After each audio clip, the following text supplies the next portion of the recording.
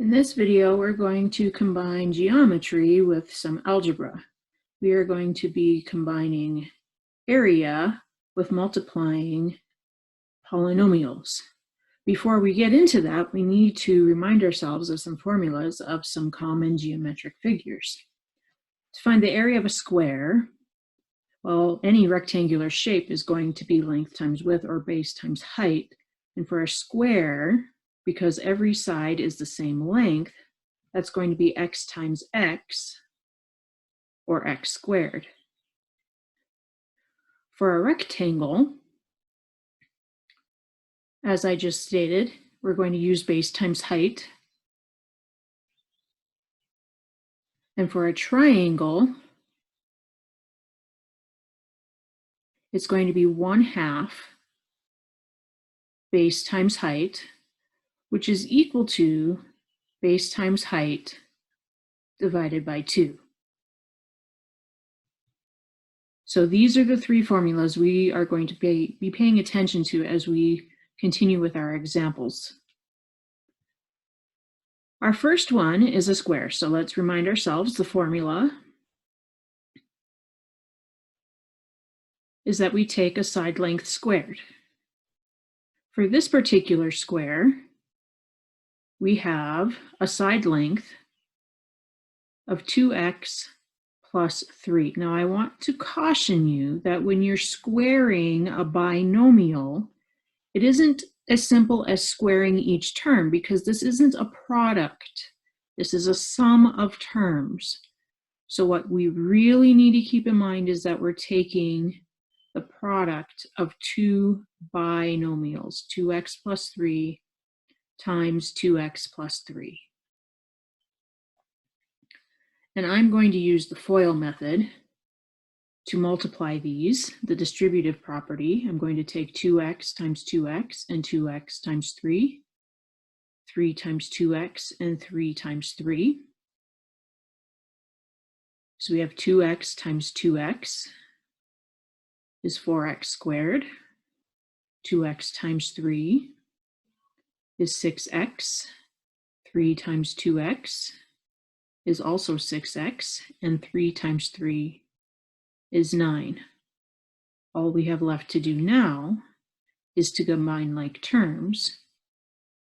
So this particular square has an area of 4x squared plus 12x plus 9 square units. Area is always square units. Our next shape is a triangle, which is the formula area equals 1/2 the length of the base times the height of our triangle. Now you'll notice this particular triangle has 3 different measurements. You need to be careful which measurements you are using. The x plus 4 is going to be your base. The height of any triangle is always perpendicular to the base. So this x is going to be our height. The x plus 1 is just extra information. It's not going to be used to find the area of our triangle. So the area of this triangle is going to be 1/2 times x plus 4 times x.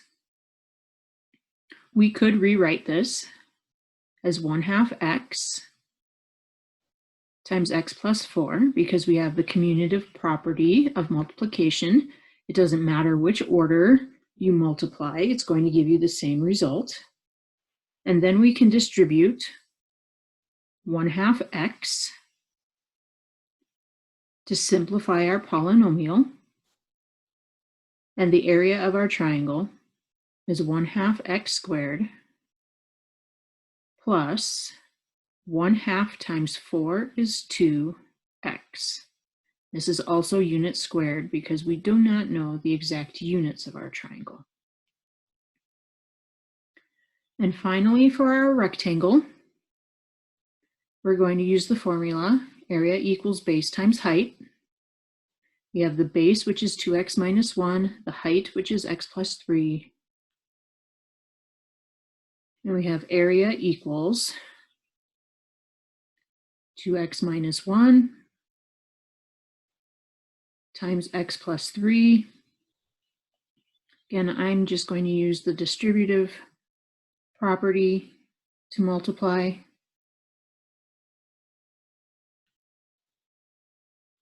Two x times x is 2x squared. 2x times 3 is 6x. Negative 1 times x is negative 1x. Negative 1 times 3 is negative 3.